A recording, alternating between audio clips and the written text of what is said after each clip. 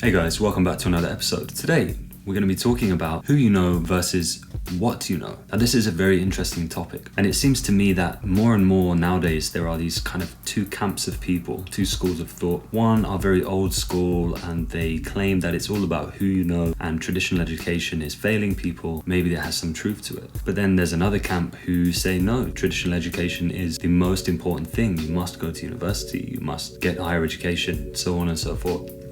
So what's the truth here? Now, if you're a young person watching this and you're kind of confused about this, I can totally understand why. If you're from a family in which your parents didn't go to university, you may be in the former camp, that it's about who you know. But that also depends on what your parents are doing. If your parents have done very well in business, for example, you may strongly believe that it's about who you know. And in some senses, it kind of is. And I'll give you an example of this. Many years ago, I used to go to this cafe. And in this cafe, I became very good friends with the owner. One day, the owner actually approached me in the middle of the cafe. He interrupted my work and he said, "I have a vacancy here in this cafe. I need somebody for 1 day a week. I literally have a pile of maybe 30 CVs and I just don't have time." He said, "It would be so easy if you came to work here." So that's very interesting, right? I was offered a job based purely on knowing someone. And there are many other examples where this happens. So who you know is very important. But let me ask you this. If you knew me and liked me, but also saw me as someone who probably couldn't make coffee to save my life, would you have offered me the job? Probably not. So there is an element of what you know mixed in with who you know. If you went to a bank and you wanted somebody to help you out with a large sum of money that you had laying around, so obviously we all have those, especially me.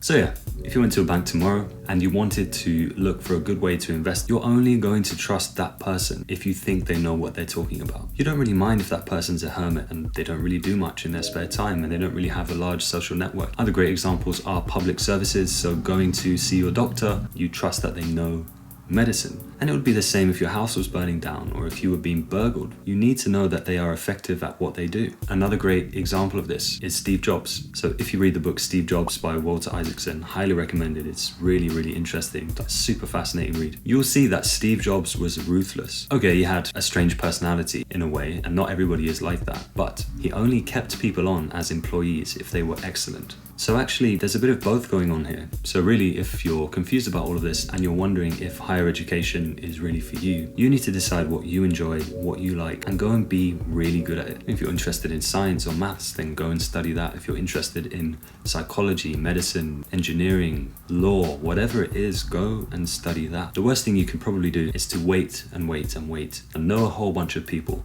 but be completely useless yourself. And so what's more important, who you know or what you know? Well, the reality is it's probably a bit of both. So don't let people force you into doing one extreme or the other. Do what you want. So leave a comment down below. I'd love to know what you think about this. And if you like the video, please give it a like and subscribe, and I'll see you in the next one. Thanks, bye.